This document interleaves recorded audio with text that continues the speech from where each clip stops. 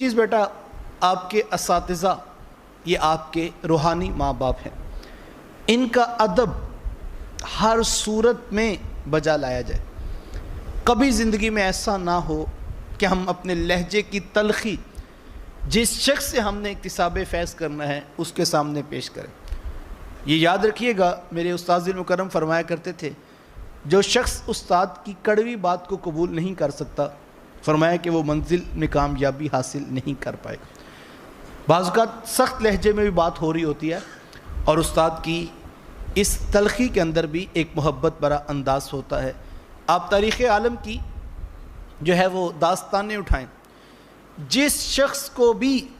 کوئی رتبہ، کوئی مقام، کوئی عزت، کوئی شرف ملا ہے، آپ اٹھا کے دیکھیں، اس کے پیچھے اتنی بڑی ادب کی کائنات ہے جو آپ کو دکھائی دے گی۔ زمانہ اس شخص کی کہانی نہیں بھول سکتا کہ وقت کا استاد جب بازار کی گلی سے گزر رہا تھا تو ایک نوجوان کی نظر پڑی کہ میرے مقدر، کہ میرے استاد المکرم میرے شہر کی بازار کی گلی سے گزر رہے ہیں۔ تو نوجوان آگے بڑھا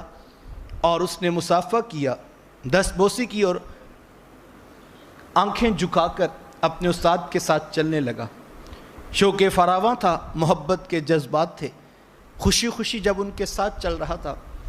ان کو گھر تک چھوڑنے کے بعد جب وہ نوجوان واپس پلٹا تو اس نے غور کیا کہ اس کے ایک قدم میں جوتا ہے اور دوسرے پاؤں میں جوتا نہیں ہے۔ زمانہ اس شاگرد کو علامہ اقبال علیہ رحمہ کے نام سے جانتا ہے۔ یہ وہ ادب کی کائنات ہے جو ہمیں اقبال علیہ رحمہ کے ہاں نظر آتی۔ اگر اقبال علیہ رحمہ نے اپنے اساتذہ کا اتنا ادب کیا، آج ممبر و محراب پر اقبال کا نام، ادب کا نام یاد کیا جاتا ہے۔ خدا را کبھی مت سوچیے گا، ہمارے یہاں بعض اوقات ہوتا ہے، میں چونکہ خود ان راہوں سے گزر کر یہاں تک پہنچا ہوں، تو بہت سارے طلباء کرام مختلف کالجز کے ساتھ ساتھ مختلف اکیڈمیز بھی پڑھ رہے ہوتے ہیں اور بہت کچھ وہاں سے سیکھ چکے ہوتے ہیں۔ بیفور ایڈمیشن اس نے تقریباً سلیبس بچے نے پڑھ لیا ہوتا، تو وہ سمجھتا ہے کہ مجھے تو اب ضرورت نہیں لیکچر اٹینڈ کرنے کی، یا اگر وہ بیٹھا بھی ہے تو وہ بالکل توجہ دینے کے لیے تیار نہیں، یا اگر کہیں پر اس کو اختلاف نظر آیا تو اس کے لہجے میں اس قدر تلخی ہوتی ہے کہ جو سٹیج پر ڈائز پہ ٹیچر پڑھا رہے ہوتے ہیں تو وہ لہجے کی تلخی جو ہے وہ کسی قیامت سے کم نہیں ہوتی۔ تو میں آپ کو کہنا چاہوں گا، آپ یہ 2 سال یہاں پڑھ رہے ہیں، بہنوں اور بیٹیوں سے بھی کہنا چاہوں گا، آج اس معاشرے میں عدم برداشت ہے، تو اس کی ایک بڑی وجہ یہ ہے کہ ہم ابھی تک خود کو اتنا شعوری طور پر ڈیولپ نہیں کر پائے کہ کسی کی بات سننا اور اپنی بات سنانا، اس کا بھی ایک ادب اور ایک ضابطہ ہے جو معاشروں کے اندر موجود ہے۔ کاش ہم اس بات کو سیکھ سکیں۔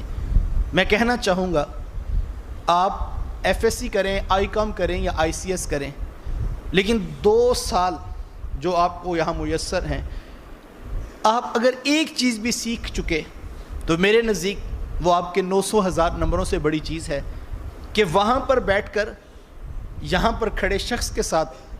کس لہجے میں بات کرنا ہے، اور اگر سوال سیکھنے میں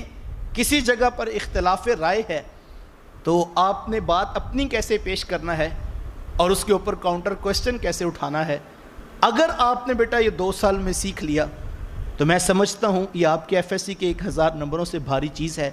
جو آپ نے اس درسگاہ میں حاصل کی۔